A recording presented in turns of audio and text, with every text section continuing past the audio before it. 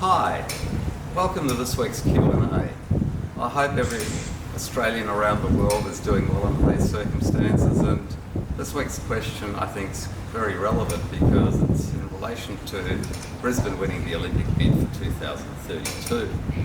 One of our viewers from London who's invested in the Brisbane real estate market, looking to buy some more property there, said to me, look, what do you think will be the impact Brisbane winning the 2032 Olympics, seeing as that's still 11 years away? It's a great question, isn't it? And it is a very long time. But if we think back to 2000 when Sydney won the Olympic bid, let's look at what happened potentially in the run-up to that, and that's the important thing.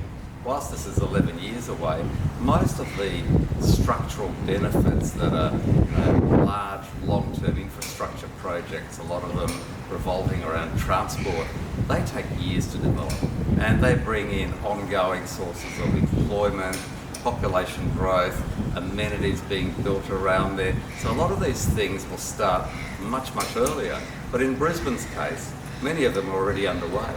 So the iconic Gabba is going to be the new Olympic Stadium there, undergo a $1 billion rebuild. But just near there, the $5.6 billion cross-city tunnel and rail, the terminus is there in East Brisbane. So these things are already being built. And there's a massive amount of development and infrastructure being built as we speak. That's going to continue for a number of years. And it will be built, obviously, with greater impetus now that this Olympic bid has actually been won by Brisbane. So we've got all of these situations happening. And again, right now, Southeast Queensland is experiencing an interstate migration that's never been greater in 15 years. Employment growth is occurring there. There is a general feeling of great consumer confidence in Queensland. It's being buoyed obviously by many underlying strategic and important factors like the population growth, infrastructure growth and employment growth. But all of those things are going to add together, and they're going to include places like the Sunshine Coast, the Gold Coast, because there'll be big upgrades that again are already underway to the Bruce Highway and the M1, and so there'll be greater accessibility for people to go to the Olympic villages out there.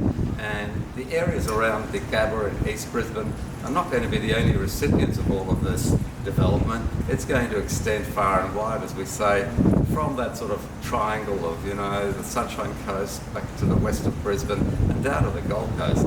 So to answer my friend's question, I think the impacts are going to be an ongoing growth cycle, ongoing positivity, and that's all going to add, I believe, to the property market in southeast Queensland and help it catch up to the massive discount that it's really enjoying at the moment when we compare it to Sydney and also to Melbourne. So, seeing again next week for our Q&A. I'm Andrew Vega from Wise Guru. I hope you all have a great week in the meantime.